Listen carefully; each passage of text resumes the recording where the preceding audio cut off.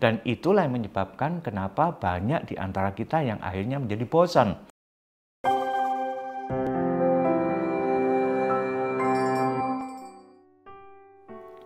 Shalom saudaraku, Voice of Hope hari ini saya akan berbicara tentang bosan.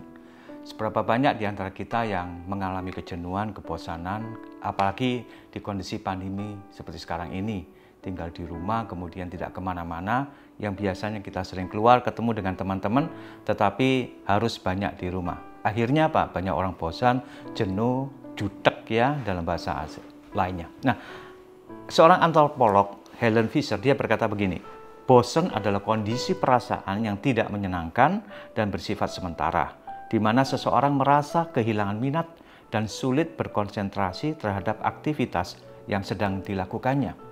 Nah, kalau kita mengalami bosan, bukan berarti tidak ada pekerjaan yang harus dilakukan, tetapi kita malas, tidak mau melakukan apa-apa, sehingga maunya kita diam di rumah dan kehilangan aktivitas yang biasa kita kerjakan. Atau kita melakukan suatu kegiatan rutin yang terus-menerus berulang-ulang, dan itu menyebabkan kita tidak mau lagi untuk melakukannya. Nah, saudara pun terkasih, kita akan belajar bagaimana kebosanan itu memang belum sampai kepada sebuah perbuatan dosa, tetapi bosan itu bisa menjadi sebuah pintu untuk kita melakukan kesalahan-kesalahan, bahkan untuk berbuat dosa. Nah, kita akan belajar dari seorang bernama Paulus. Di Kisah 17, ayat 16 dan 17 saya akan bacakan. Sementara Paulus menantikan mereka di Athena, sangat sedih hatinya karena ia melihat bahwa kota itu penuh dengan patung-patung berhala. Karena itu di rumah ibadat ia bertukar pikiran dengan orang-orang Yahudi dan orang-orang yang takut akan Allah, dan di pasar setiap hari dengan orang-orang yang dijumpainya di situ. Nah, saudaraku, kita melihat bagaimana Paulus menantikan rekan-rekan sepelayanannya di Athena. Nah, yang dilakukan begini, Paulus dalam kondisi menantikan itu suatu posisi yang rentan dengan kebosanan, bukan? Orang ketika menantikan pasti akan apa yang dinamakan dengan kejenuhan, kebosanan.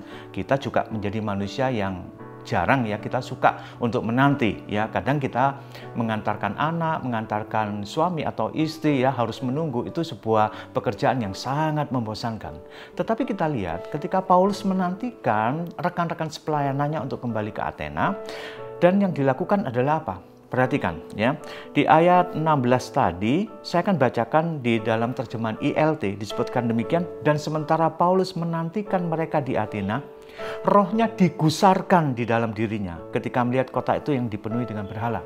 Ternyata Paulus tidak tinggal diam atau diam di sebuah rumah terus-menerus dan tidak melakukan kegiatan apa-apa, tetapi rohnya itu digusarkan. Ini adalah sebuah istilah yang menarik. Karena roh yang gusar, itu kita temukan juga di Hagai.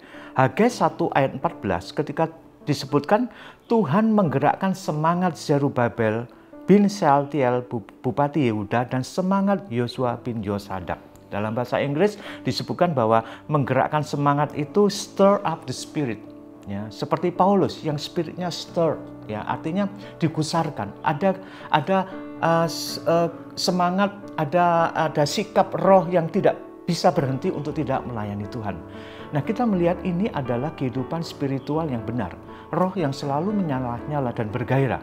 Dan Paulus selalu mempunyai peluang, dia punya kerinduan karena rohnya selalu menyala-nyala untuk menyampaikan kabar baik. Makanya ketika dalam kondisi dia harus berdiam dan menantikan teman-temannya untuk datang di Athena, maka dia pergi keliling di kota itu karena rohnya selalu rindu. Dan disebutkan ia bertemu dengan mereka orang-orang tidak mengenal Tuhan, lalu bertukar pikiran. Artinya Paulus mulai membagikan berita Injil kepada mereka.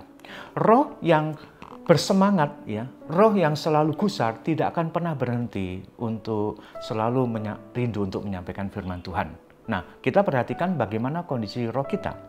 Ketika roh kita kehilangan semangat, ketika roh kita kehilangan gairah untuk melayani Tuhan, ketika tidak ada lagi keinginan untuk berdoa, keinginan untuk baca Alkitab, berarti ada sesuatu yang tidak beres di dalam roh kita. Ada sikap yang dingin, roh yang dingin dalam diri kita. Dan itulah yang menyebabkan kenapa banyak di antara kita yang akhirnya menjadi bosan.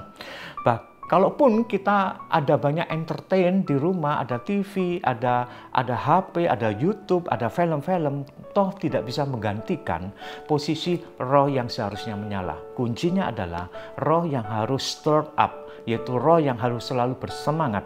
Untuk apa? Untuk membangun komunikasi dengan Tuhan, untuk bersekutu dengan Tuhan, dan untuk melakukan kehendak Tuhan.